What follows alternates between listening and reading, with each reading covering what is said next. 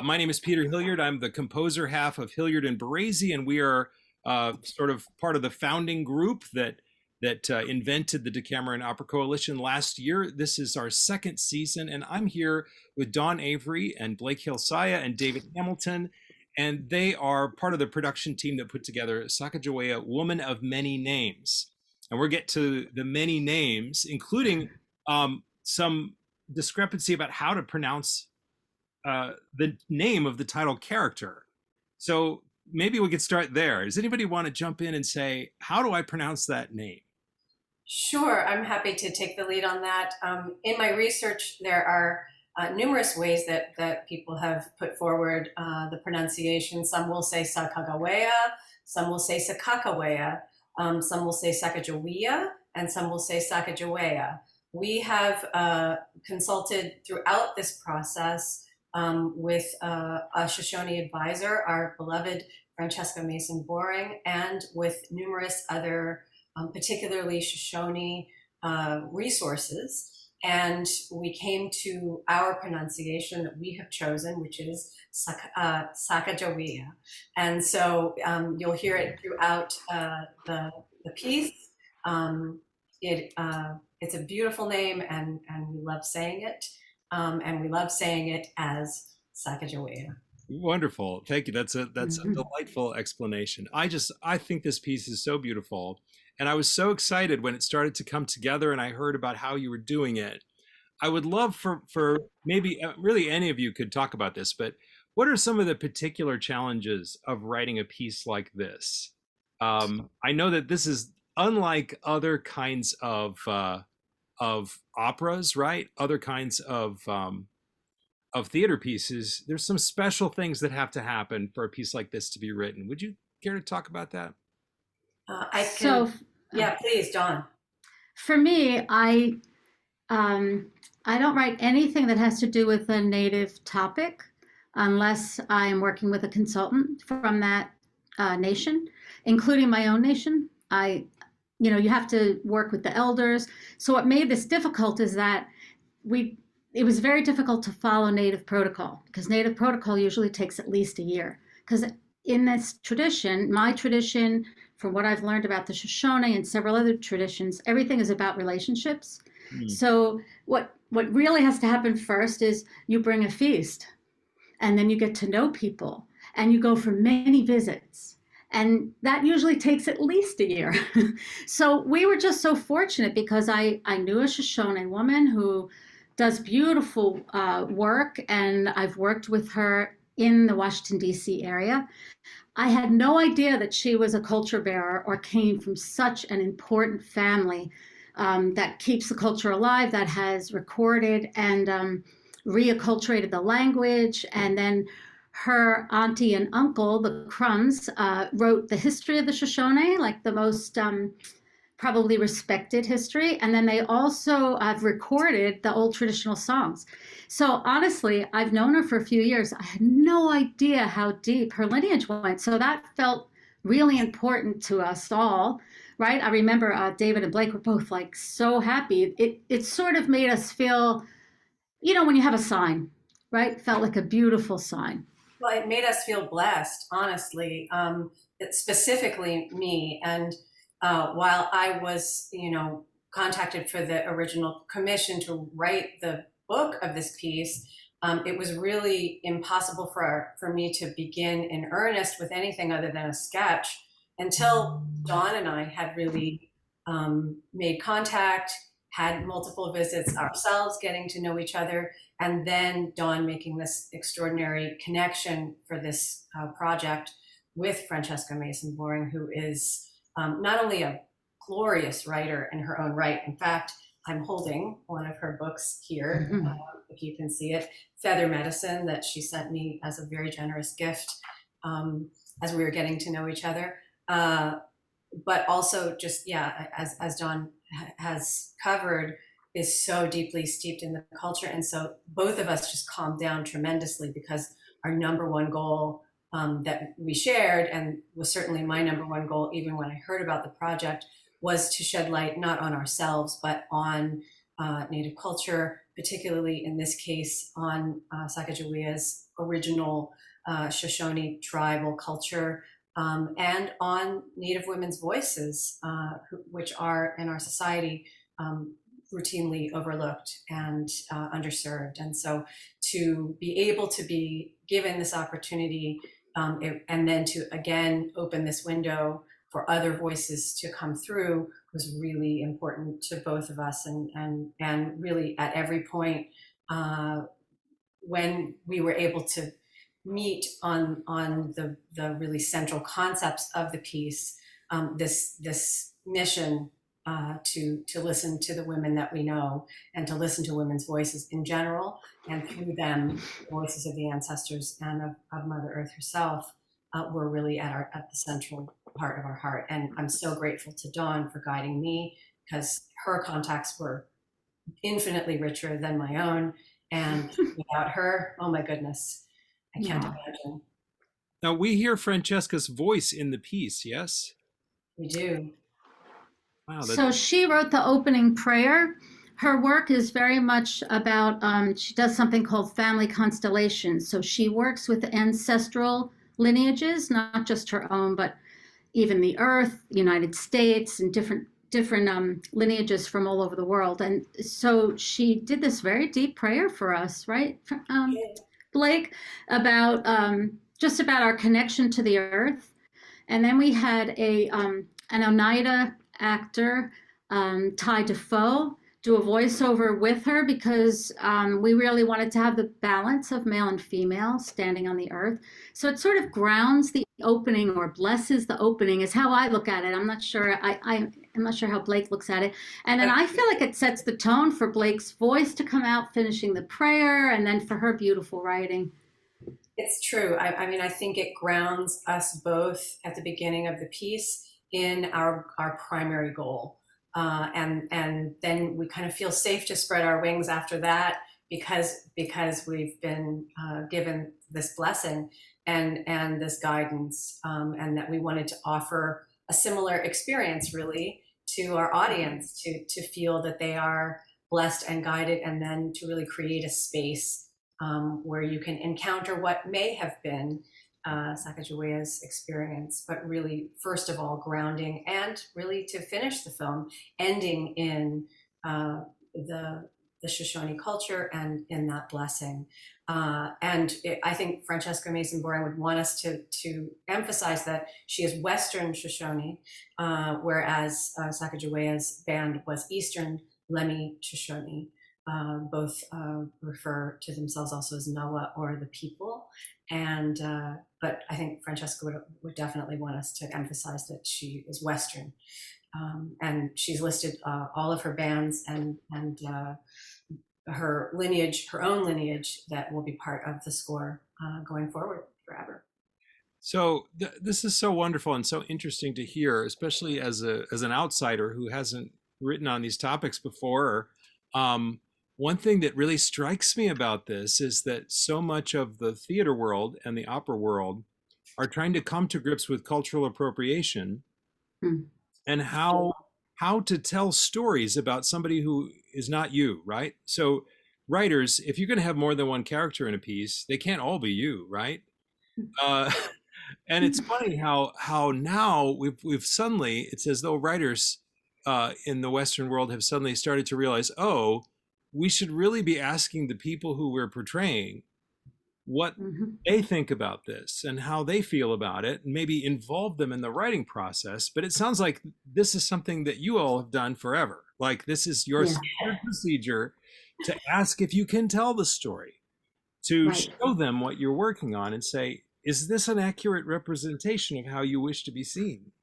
It's fascinating. Well, and the funny thing, as a writer actress, in this piece, and then also essentially a filmmaker to follow, it's over and over again, I have been confronted with my own internal, for lack of a better term, European programming surrounding how to be an opera singer and how to sing this art form and how to bring this art form to the stage, and to continually pull myself back from that and say, okay, well, let's take let's take that bag of tools and tricks and maybe try to, and I hope successfully, try to infuse that with whatever essential humanity you can connect to, and then really try to look through new eyes and try to find every kind of assistance in doing that.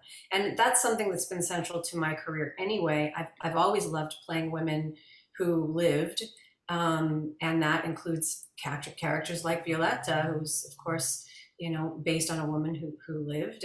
And so really not just going through the motions, but really putting yourself in those places and in this archaeological way, picking up the artifacts they may have held, thinking about what the air smelled like and what your feet felt like on the ground and what the wind felt like on your face, and that having that infuse your performance. And I think many of those techniques certainly apply here, but then I really must constantly remind myself that I have not lived a Native American woman's experience, regardless of my distant connection to some Native American ancestry. It has not been my experience.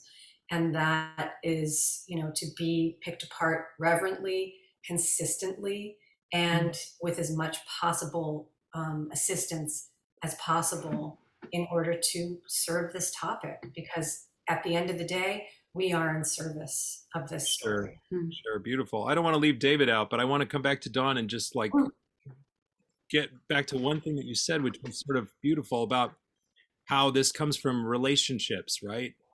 Mm-hmm. And community.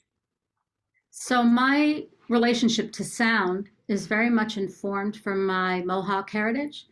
So in any piece that I do, I always start with language. And in this case, I wouldn't use my own language. I use the language of what the Shoshone prefer now to be called the new people in their own language. Just like the Mohawks, we prefer to be called Ganyangeha because we have the old French, English languages, right? And now we're coming back to our languages.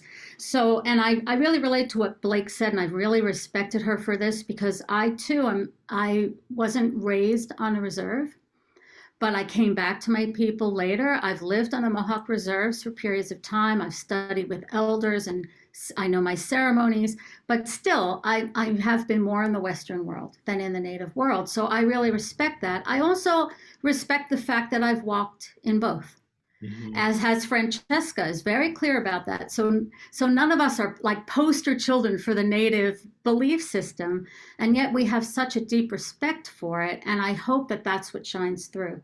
So all of my work uses language. I use soundscapes. In this case, there was this fantastic sound that they use for their dances, where they scrape the back of a hand drum with their stick really fast, and it's a wild sound. So I did use that subtly in a few of the pieces. Honestly, I couldn't get it as good as the Crumbs get it, so I made it pretty subtle. But I felt like just invoking some of the old sounds and the ancient vibrations of the language were crucial. Well, and tell them in the spaces where you used like the honor drum pattern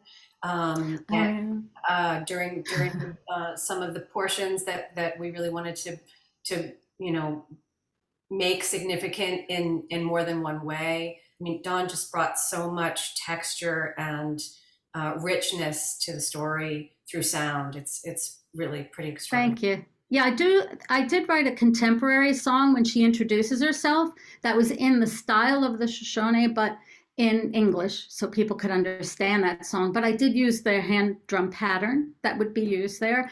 And then the honor drum are certain accents that are used when something's really important. So when it was the right to vote, that everybody had the right to vote, which is so pertinent right now, right? It was such a beautiful line. I used the honor drum there to really make that stand out in a Native way too. Wow. David, I want to get to you. I don't want to leave you out of this conversation, although I do want to get back to Dawn for some interesting sounds that I think I heard. David, how is this different? Because your last piece for last year's project was so different from this. It was this delightful farce. And this is really 180 degrees in a different direction, 180 degrees in a different direction. Tell me how different the processes were, or maybe it was the same. Tell me what that was like for you, David. Well, no, it was quite different, really from start to finish. But I think the commonalities of both projects are that my goals, my overarching thoughts with being a producer administrator is to hire great people and then let them run with it, not micromanage, not try to direct the process too much. I mean, with it, we, as Peter and I both know, we work in a rather compressed manner in this coalition. So I was fortunate that both Blake and Dawn were able to work within our time constraints.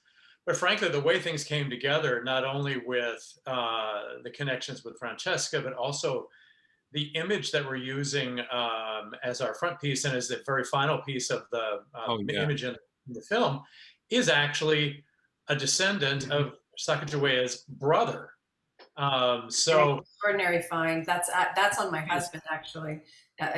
He was able to reach out and really make a relationship with the photographer and find out this backstory when we found the photo for the poster image. It's really, and I at one point I think I said to Dawn, I think the universe wanted us to make this happen. Because here we have a woman that we all think we know, but I don't think anybody's really told a story from her viewpoint before.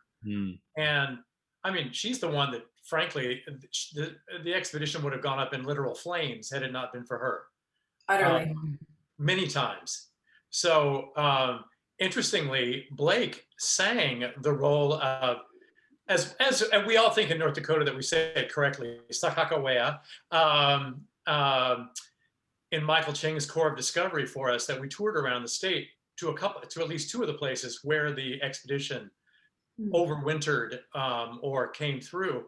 And so when I settled on this particular woman as our topic, Blake was first in my mind as to, who to call to see if she'd be interested in pursuing the project. And fortunately she was. Well, and fun fact, the necklace that I wear in the production is from the Mandan Reservation, from that trip. Beautiful. And has been a treasure of mine since that tour. That was an extraordinary experience. And the audiences, I've never had more, honestly, more engaged audiences in that particular way. And it just kept occurring to me that opera so rarely makes the connection with an audience in this country that they are hearing their own story in this medium. Right. And when you sing in Europe, it feels different because people really do feel like, oh yeah, this is that story of that tower in Rome, or that graveyard in Paris, or that wherever. The landmarks and the conventions and the customs ring true to their culture, whereas that is really not necessarily always the case in American culture. And so to be on the ground that this took place on and to sing people's stories back to them is just a tremendous honor, and it's stayed with me all the years since. So, like, do you remember our performance in Watford City? In Watford City, which was well, as it turned out on this tour, the smaller the town, the bigger the audience. Yes. And Watford City is way out in the western part of North Dakota, in what is known as the oil patch. But this was a time before the current oil boom, so the population was not that large. Now, if you remember your Lewis and Clark history, there was exactly one shooting on the expedition, and that was because Lewis got shot in the ass accidentally. Now, I was singing Lewis, and so the second act of the opera, they bring me in on a stretcher. And the entire audience started to laugh because that incident happened about 10 miles from Watford City. The entire audience knew about it. Yeah. That was a good one. And do you remember that they rescheduled the reveal of the annual quilting bee, where Right. everyone reveals their patterns that they're going to be working on for the winter? It's like a huge deal in town. Everybody is a quilting fanatic, and this is like the big reveal. They rescheduled it because we were singing this opera, and I was just so thrilled and honored to just be part of that, and it was a wonderful experience. Well, and we're excited. One of the things that's so exciting to me about this coalition and the continuing work of the coalition is that you can all see each other's work. So you're going to go see this piece, but then you're also going to see all the amazing work done by other small companies. And it never happens. Like Mhm. No. companies work kind of in isolation, which is a shame. Well, and I've been And how watching many, trailers also how on many, media. Go ahead. how many other people are going to see it too? The Yeah. fact that you've given opera to so many people and different forms of opera, I mean, this is brilliant. I hope the platform stays, and I hope live is balanced with it, because I feel like you guys have greeted and exposed more people to opera than most. It's we're- beautiful. We're hoping to keep it moving. We're working on Good. it. Dawn, I have Yeah. a couple of questions for you, composer to composer, Okay. because Okay. you're a cellist, right? Yes. And we hear you And a playing- singer. I sing and play mostly. Wonderful. Yeah. But we hear you playing in the piece, yes? Right. hmm So, speaking about like using your own experience as you write and your relationships as you write, I mean, I feel like your work is informed by your playing. Very much. I can Yeah. hear that in your work. I want to ask you about two things that I hear. One is the whispering, which I think is really effective. I want to ask about that. And then I think I hear you doing like what I know as a seagull effect. Yes. Yes. And those of you who don't know this extended technique on the cello, it's really interesting. You basically, if you're like a composer or if you are a string player, you play an artificial harmonic, right? And then you slide it up or down the neck of the cello without changing the distance between the depressed note and the artificial harmonic. And That is correct. it's this little sort of seagull sound. And I thought, that's a cello. So, Oh, you're gonna do it! Hooray! Got a demonstration on your hand. so we're basically, I'm going to try to hold this up so you can see it, because I didn't set up for playing cello today. But so I have my thumb repeating.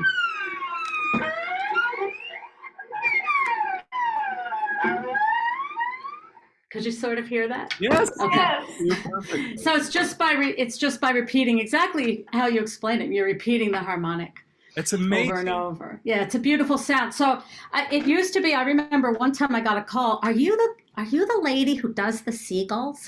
Somebody called me in New York about it, and I was like, yes, I guess you could say that. And I got hired just to go into studios just to do seagulls Oh, it's sometimes. amazing. Yeah, it's a nice gig actually. You bet. I'll bet.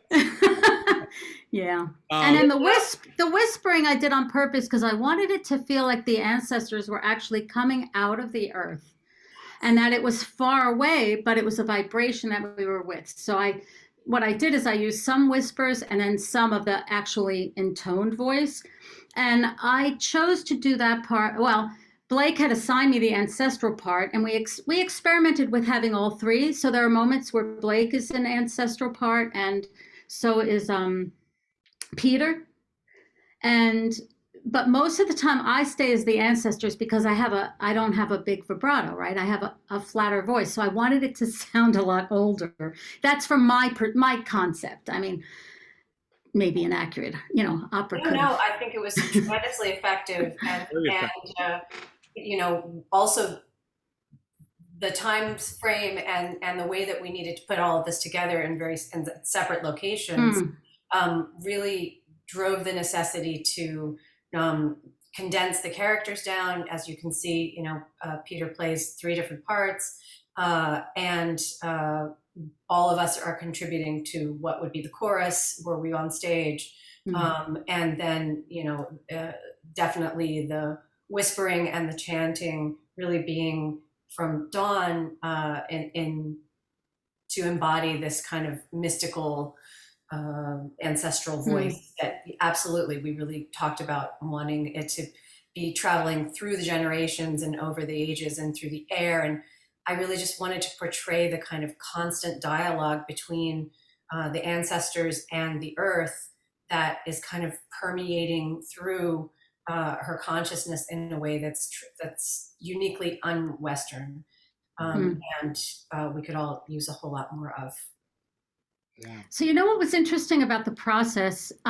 So I've been working a lot with decolonizing, the process of writing and of collaboration, and there are so many people working on this now, and there's a lot of different ways of doing it. I don't think that there's just one way, but obviously relationship is the biggest one, right? And respect, which hopefully you have in any collaboration, right? Not just a native one, but but in my tradition, a lot of what I was taught was roles and responsibilities, like like really defining what your roles are and what your responsibility is. And I feel like David, Blake, like all the musicians who played too, everybody knew their role and responsibility very clearly and took it really seriously. So that was a beautiful thing. And it was funny because Blake gave me the finale first. And I usually like to get the whole thing, or at least start at the beginning, right? Because then I can feel the circle and the cycle, so it keeps informing each other. But this really worked. I mean, I just went with it. This is what I'm given. I get so inspired by her words. And so a lot of the themes that happened in the finale then were brought into the beginning. And then once I could add the ancestral chant, which came later because I had to learn some of the language, and frankly, it's very difficult. It took me a while to learn it. Then the chant also helped with not only layering, but with the circle, right? So it's that circular dynamic of a lot of my writing, scholarly writing has been based on this word nunwa. And that means in Mohawk, we don't have one word for now. We have the now of the past, the now of the present, and the now of the future. So that everything is constantly informing each other. And so that's in my music. That's clearly, I think, in this piece, and also in Blake's writing, where we're not separate, right? Women's time periods aren't separate. Our whole evolution as family and ancestors are not separated by different time periods. We're constantly learning and living with it all. And I was really grateful to be able to work with Blake in that way. I completely agree. And I think it's so important also that, in our first conversations, I really said to Dawn, obviously this is a first for me, but also the way that I work just as a collaborator in general, and that means the minute I step into a musical space or onto a stage, I'm always ready for things to be new and for things to inform my process. And the more you come with raw material and readiness, the more you can let the situation and the combination of characters and the combination of elements, even down to when you come before an audience, to really infuse each performance. That's when the good stuff happens. And so I said to literally everybody that I encountered in this process, as I was sort of defaultly given the lead of taking this project forward, even to our wonderful videographer, Wayne McConnell, who did the final edit on the film. I said, listen, if you see something that you think that you feel artistically needs to be added, just add it. I'm not here trying to defend my own personal ego or stance or even my words. And I said the same to Dawn, if there's something that's inspiring you, say that line over and over again, pull it out, pull the threads out, tug it out, and just let me know, as long as we're in agreement on what it all means at the end, which is also why I wrote the end first, because as a performer, when I learn a score, I learn the end first. Interesting. That's interesting. Then it's the oldest part of the music in your body, and you always finish strong. And especially if there's like a final death scene or a final Shayna or really when you have to drive the truck all the way home to that final curtain, if you aren't the most secure about that, everything that comes before it is really, that's what the audience is left with. And so if you really have in your body and in your understanding what the audience is going to be left with, and you're focused on how you want people to feel when that screen goes to black, then everything else will just, you know, spin out from there, and everyone can contribute to that in a way that can't hurt it, because you've already established the meaning of it. Then everything can just happen. And it's been my utter joy to watch people give my vision back to me.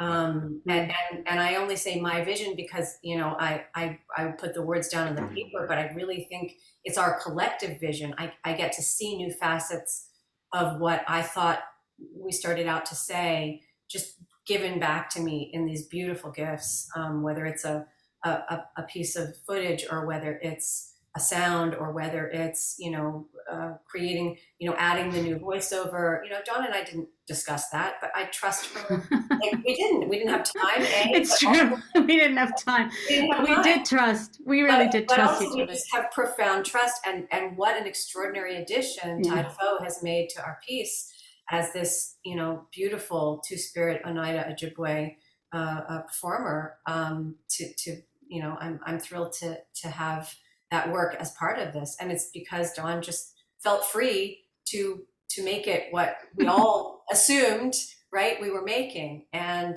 I really feel like that has been the key to this process, and all of our distance and all of our difficulties have all been overcome by this central understanding that we wanted to create a space where we could experience her and maybe what she might see through her eyes. Beautiful. So, you know what? I would love to add something to that, because I feel like the whole process for us to have that kind of freedom is something that David mentioned earlier, that he liked to sort of have a hands-off approach and just give us space to be artistic, right? And to do what we do. And I feel like, Peter, that the Decameron Opera Coalition did the same thing. Like, you gave us this space. You were very supportive. I mean, you told us you'd be there anytime, actually both of you, right?